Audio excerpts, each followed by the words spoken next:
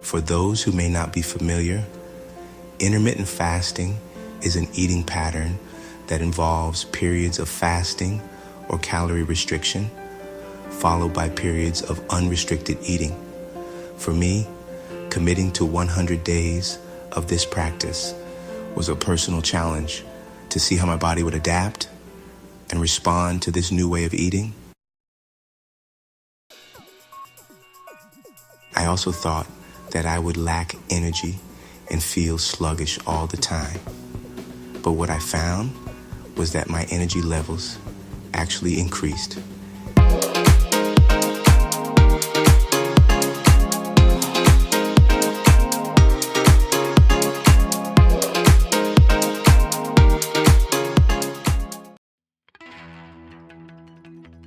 Hello, and welcome to POM-J Everyday YouTube channel. If you are returning and continue to enjoy the content I'm bringing you, don't forget to like, subscribe, and share with others that you know would benefit from this content.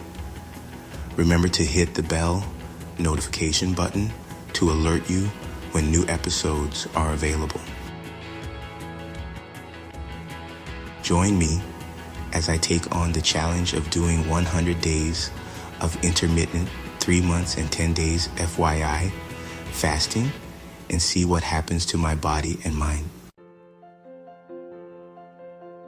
For those who may not be familiar, intermittent fasting is an eating pattern that involves periods of fasting or calorie restriction, followed by periods of unrestricted eating.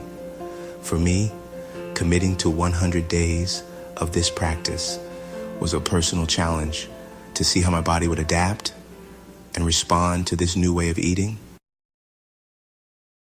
One of the biggest misconceptions I had about intermittent fasting was that I would be starving all the time. I thought I'd be walking around with a growling stomach, unable to concentrate at work or enjoy social gatherings. But the truth is, our bodies are adapted to go for extended periods without food.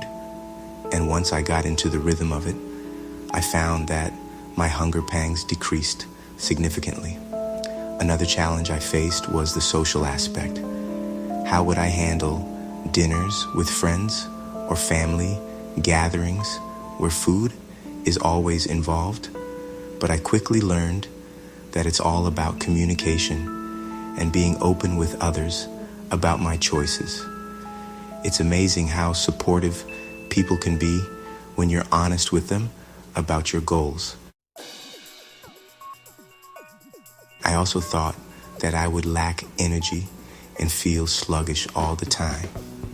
But what I found was that my energy levels actually increased, and I felt more focused and alert throughout the day. Of course, there were days when I felt tired, but that's normal, and it wasn't necessarily related to the fasting. Another misconception I had was that I would lose muscle mass and that my workouts would suffer. But the truth is, when you're eating nutrient-dense foods during your eating window, your body has all the fuel it needs to build and repair muscle tissue. In fact, I noticed an increase in my muscle mass and strength over the 100-day period. My daily routine consisted of a 16-hour fast followed by an 8-hour eating window. During my eating window, I focus on eating whole, nutrient-dense foods like fruits, vegetables, lean proteins, and healthy fats. I did allow myself some cheat days, but I tried to keep them to a minimum. As for how I felt physically and mentally, I noticed a significant decrease in bloating and inflammation, and my mental clarity and focus improved dramatically. When I competed at a high level in bodybuilding, I used to eat sometimes 7 to 8 meals, which was very exhaustive. I would often get bloated and feel very inflamed. After implementing this intermittent fasting, I also noticed that my skin looked clearer and my hair grew faster. The first few weeks were tough, I won't lie.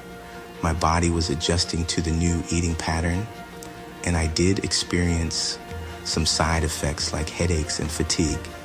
But once I got past that initial hurdle, I started to notice some significant changes. My clothes started fitting better, I had more energy, and I felt more confident in my own skin. One of the most surprising changes I noticed was in my mental game. I felt more focused and motivated, and I was able to tackle tasks with more ease and efficiency.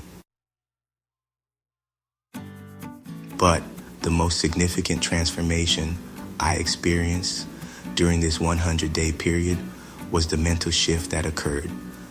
I realized that food wasn't the enemy and that I had the power to control my choices and make healthy decisions. I learned to listen to my body and honor its hunger and fullness cues. And I learned that it's okay to say no to food when it's not serving my health goals. This realization was pivotal for me, and it's had a lasting impact on my relationship with food. In conclusion, the 100 days of intermittent fasting had a profound impact on my life and health. I learned to listen to my body, make healthier choices, and develop a healthier relationship with food. I'm not saying it was easy, but it was worth it, and I would do it all over again in a heartbeat. I honestly feel the food culture in America is very toxic, and it's all about eating until you drop.